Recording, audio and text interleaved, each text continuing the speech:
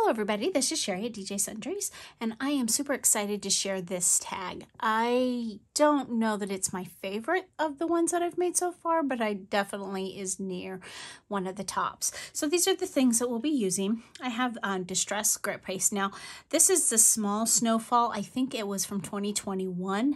I have a large one that I haven't opened yet, but I'm not going to need it. So I just had it just in case I would run out, but I didn't. And so I used this. I used Distress Paint and Prize Ribbon. Then I had this very delicate snowflake it's an old snowflake from Close to My Heart. You could use whatever snowflake you have.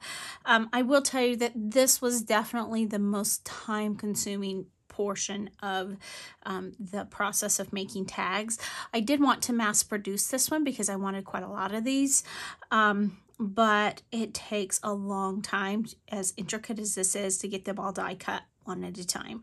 So definitely set in front of the TV, die cut it. I actually had my husband help me kind of pick through. He actually cut some of them, and then others of them I cut, and then he would help pick out the extra paper in there. But it was so worth it. So I'm going to set that aside. And then I am using this stencil. This is a stencil that came with the September Tim Holtz set in 2022 to mimic snow, and it's perfect for this, and it goes really well with this.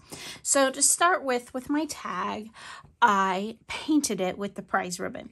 Now, I want to also give you kind of a little bit more information on why I'm painting so many of these tags. You may recall at the beginning when I talked about having pre-purchased the tags.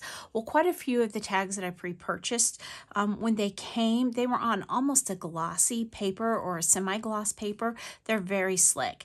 And I wasn't sure that that's really what I wanted for general stamping. So, for a lot of the tags, I just felt like the ink would hold up better if I went ahead and painted them. So this is one that I actually painted the Prize Ribbon. I have some that I've used black gesso on the background, but Prize Ribbon was perfect for this. So to start with, you're just going to lay your stencil down, and this is perfect. I think this is about a size 5 tag, and it's the perfect size for this little stencil. Now, I just opened this today, so I'm not too worried about it going dry yet. However, I will put press and seal on it before I put it away for the day, for sure. I will also tell you that this one, surprisingly, was easy to mass produce. Now, like I said, it wasn't, the die cut part was not. But for the stencil, I found that the stencil, because how thick the grit paste is, it actually did not make the mess, I guess, that a more, what word do I want to use? A softer, like lunar paste or even texture paste would do, because it's got that extra viscosity.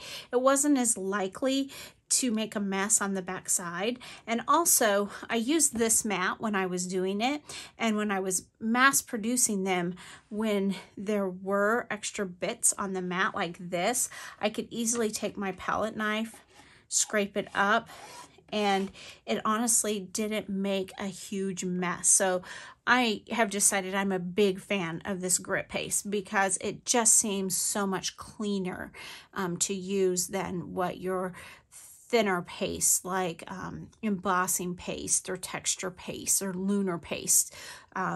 It's just that it's so much more viscous. It's a little bit easier if you're using the stencil to mass produce. I also would then just kind of clean it up like this between, and then I would wipe off my mat, and I was pretty much good to go. And I had no problems with this particular stencil with the grit paste. I did not have to clean it until I was all done with the massive amount of tags that I made with this one. So we're going to set that aside. I'm going to clean off the extra matte paste because I don't want to go over that with my tag now. And I have another tag already prepped and ready to go because that one needs to set aside to dry. So this one, this is the way it looks already dried. Now this actually has some glitter spilled on it because it's been on my table because with these, and I'm not going to show it on camera, but I am going to tell you what I did. So with these, I experimented with a few ways of how to make them sparkly. I knew my first thought was I was going to use rock candy glitter on them. But when I went fishing through my drawer, I actually found some other white glitter that I had, and I thought I might as well just use up what I have. Well, that went from using that up to moving to silver, and I'm really happy I did the silver because that worked really well. So then I thought, well, how am I going to apply the glitter? So my first thought was using the Xyron. It worked, kinda. Not really what I would recommend. Now that I've done this a few times. So what I ended up doing, which worked the very best and was the easiest, is I used spray adhesive. And this is what I have. I've had it for years, but I set up a box with some wax paper in it, and I sprayed the snowflakes, and then I sprinkled it with the glitter. And look at that. It still maintained its delicacy. Isn't that stunning?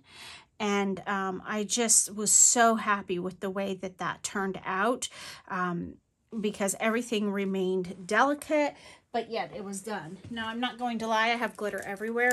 Probably will sparkle when I go to church tomorrow, because I don't know that any amount of showering is going to get rid of all this glitter. But then for the other side, once it was dry, which when you're putting glitter on it, it dries very quickly. Then I would turn it over into the box, and I would just give it a quick spray like this to adhere it on top of my texture paste. You can't use the box over and over again without replacing the wax paper, because it does eventually get too messy. But I think I usually replaced it every probably 2 or 3 batches through, and then just adhered that down. That's so delicate, it would have been a lot more difficult to glue with liquid glue. I could have run the glittered one through the Xyron and done the back, but I will tell you that my experience with using the Xyron in something this delicate is it's really hard to get the little pieces of adhesive out from between, and so then it just is there and is kind of messy. So I really found that this was the best way for me. Now, you want to use a well-ventilated area, but I definitely found that this was the best for me to use. So this tag is almost done. To finish it off, I had some of this tinsel ribbon. This is the older version of the Tim Holtz. I don't think it's available any longer, but it's what I had in my stash.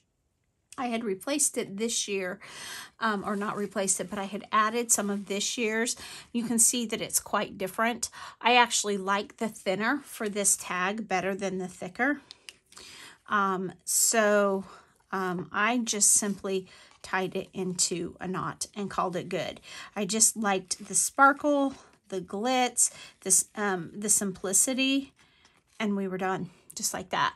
Now, you can, and what I did do is I did go in with my scissors and cut off any overhang, because I didn't want, while I'm storing them, I didn't want them to end up catching and falling apart.